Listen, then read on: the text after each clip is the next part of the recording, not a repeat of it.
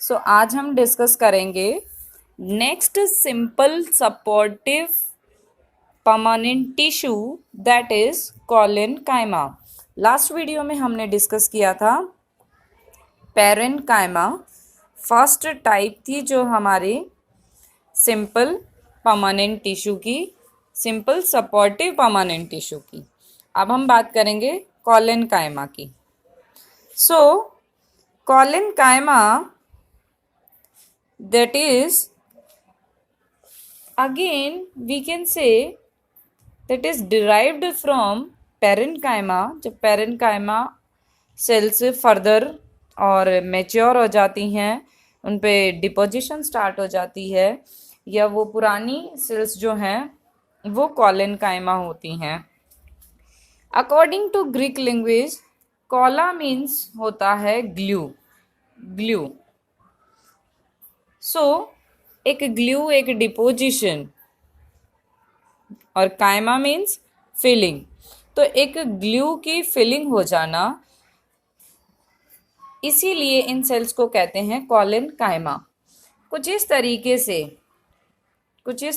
से जैसे हमने लास्ट वीडियो में डिस्कस किया था कि हमने जब सेल्स ड्रॉ की थी उनके बीच में इंटरसेल्युलर स्पेसेस थे, डिपोजिशन कहीं नहीं थी। यहाँ पर डार्कनिंग है सेल्स की जो शो कर रही है कि कॉर्नर्स के ऊपर डिपोजिशन है किसकी, लिग्निन की। कहाँ पर, ओनली एट कॉर्नर्स। अब सिर्फ कॉर्नर्स पे ये डिपोजिशन है, ऐसा क्यों? क्योंकि अभी ये टिश्यू कंप्लीट डिपॉजिटेड नहीं है, कंप्लीट डेड नहीं है, लिविंग है, इस वजह से। तो इसी के बेसिस पर हम इसके कैरेक्टरिस्टिक्स लिखते हैं कि this is living tissue with lignin deposition only at corners. ये मैंने इस तरीके की जो सेल्स आपको हेक्सागोनल शेप दिखाई हैं, यहाँ पे एक सेल को मैंने ब्लैंक छोड़ दिया है। वो इसलिए क्योंकि ध्यान से देखिएगा, ये शो आपको दिखाने के लिए कि इस तरीके से कॉर्नर्स पे ये डिपोजिशन हुई है। ये देखिए कॉर्नर्स थोड़ा सा ब्रॉड हो गए हैं, इसीलिए ये शो करने के लिए जस्ट। वैसे मैं इसको फिल कर सकती थी, लेकिन आपको थोड़ा डिफ्रेंशिएट हो जाए, समझ आ जाए अच्छे से, इसलिए मैंने ऐसे छोड़ा है। सेल्स और भी बहुत सारी बनाई जा सकती थी, तो मैंने इस तरीके से कुछ सेल्स ड्रॉ करके आपको दिखाया है। अब बात करते हैं नेक्स्ट। अगेन ये ट्रांसवर्स सेक्शन ही है। लॉन्गिट्यूडिनल सेक्शन में क्या होगा कि सेल्स लंबी लंबी लेंथ वाइज आपको दिखाई देंगी। आपकी एनसीईआरटी में डायग्राम दिया होगा, मेरे पास एनसीईआरटी अवेलेबल नहीं थी, कोई हेल्प बुक अवेलेबल नहीं थी, इसीलिए मैंने आपको ड्रॉ करके दिखा दिया। ठीक है, तो आप करिएगा बुक से भी। अब नेक्स्ट कैरेक्टरिस्टिक की तरफ चलते हैं। क्योंकि डिपोजिशन हो गई है तो ये कॉम्पैक्टली और क्लोजली अरेंज्ड हो गई हैं। वो लूजली अरेंज्ड थी पेरेन्काइमा सेल्स, ये क्लोजली अरेंज्ड हैं, इस वजह से नो इंटरसेल्युलर स्पेसेस। अब इंटरसेल्युलर स्पेसेस नहीं है, क्यों नहीं है? Due to lignin at the corners. Again the same reason, lignin at the corners. अब बात करते हैं, साइटोप्लाज्म डेंस होता है, डेंस है। वैक्यूल भी आपको अच्छे से दिखाई दे रही है, न्यूक्लियस भी दिखाई दे रहा है। Vacuole, nucleus present. So deposition किसकी है? लिग्निन की, and pectin and cellulose also present there. ठीक, इंटरसेल्युलर स्पेसेस रिड्यूस हो गए हैं। सेल्स की शेप आप लिख सकते हैं पॉलीगोनल, हेक्सागोनल, इस तरीके से। ठीक है, अब बात करते हैं फंक्शंस की। अब बात करते हैं किसकी? फंक्शंस की। ये प्रेजेंट है प्लस प्रेजेंट, ये सिंबल ऐसे ही मैंने इन शॉर्ट ड्रॉ कर दिया। अब बात करते हैं फंक्शंस की, स्पेशलाइजेशन की, क्योंकि ये धीरे धीरे परमानेंट हो जा रही हैं, स्पेशलाइज्ड हो जा रही हैं। तो कोलेनकाइमा, सॉरी, फंक्शन डिस्कस करने से पहले हम लोकेशन डिस्कस कर लेते हैं। लोकेशन कि ये प्रेजेंट कहाँ है। थोड़ी थोड़ी लिग्निन इन पे प्रेजेंट है, कॉर्नर्स पे, इनके कॉर्नर्स पे। तो इनकी लोकेशन है अगेन स्टेम,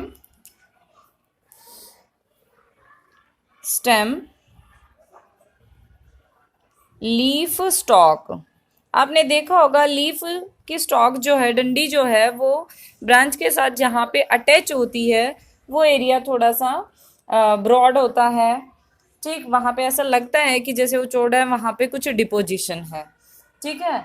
सो पेटियोल का बेस यानी कि लीफ स्टॉक और मिडरिब, लीफ की मिडरिब,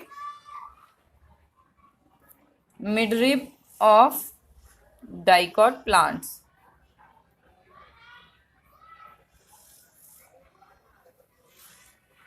मोनोकॉट स्टेम्स के अंदर ये एब्सेंट होती है, तो हम याद से लिख लेते हैं absent in monocot, absent in monocot.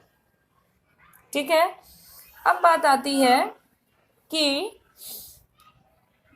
इस डिपोजिशन की वजह से जो कॉर्टेक्स के अंदर जो सेल का जो सॉरी जो स्टेम का जो सेक्शन कटिंग होता है, मैंने बताया था कि पैरेन्काइमा कॉर्टेक्स में है, और जो न्यू सेल्स होती हैं डिपॉजिटेड नहीं होती हैं, ठीक, लूजली और थिन सेल्स होती हैं, वो पैरेन्काइमा होती हैं। और जैसे जैसे डिपोजिशन होती है तो एक अनदर लेयर उनमें बनती चली जाती है।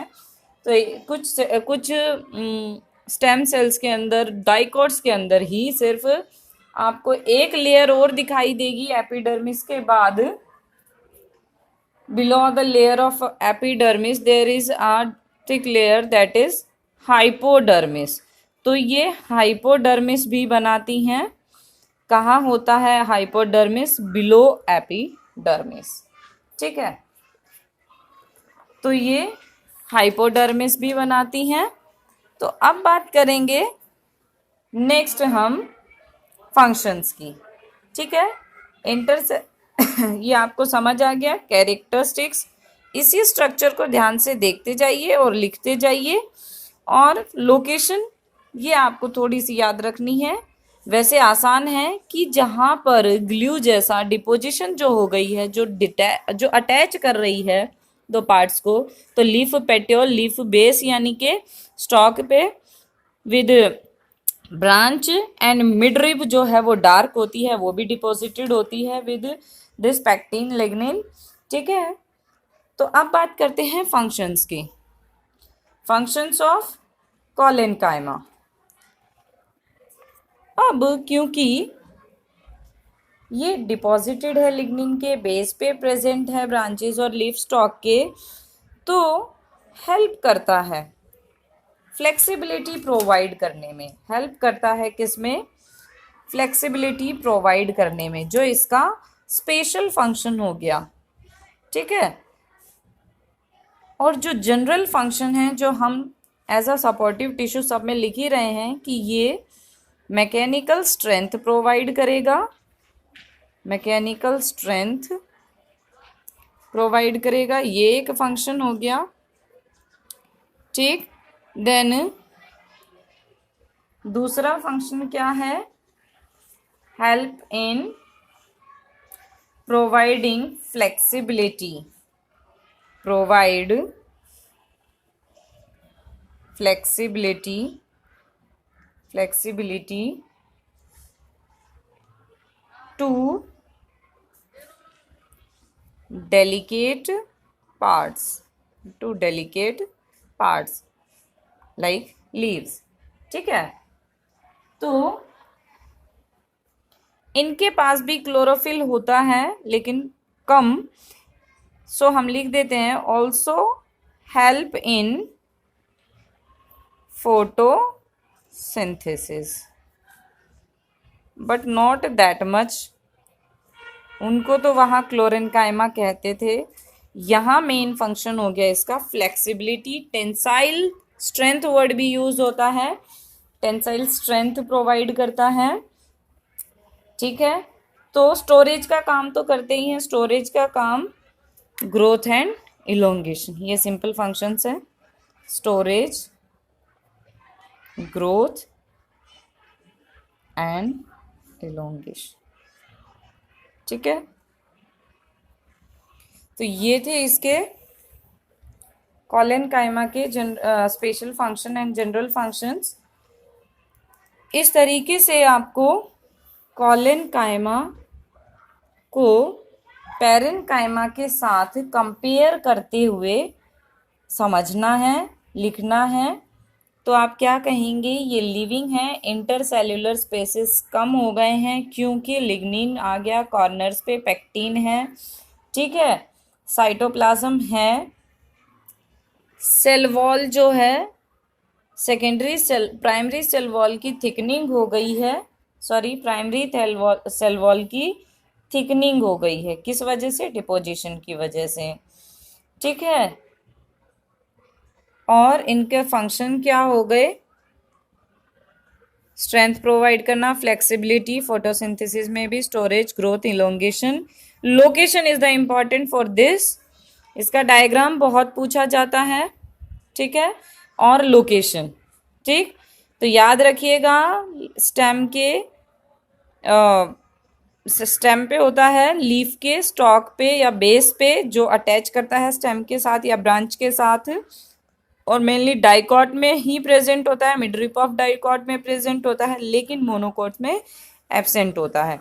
और इसकी वजह से जो एक लेयर, अनदर एक्स्ट्रा लेयर जो बनती है below epidermis, that is known as hypodermis in dicots. ठीक है, तो ये आपका था कोलेनकाइमा, इसको अच्छे से करिएगा, समझिएगा। कोई क्वेरी है, कोई दिक्कत है तो पूछिएगा। ठीक है, thank you, be safe, stay at home, thank you.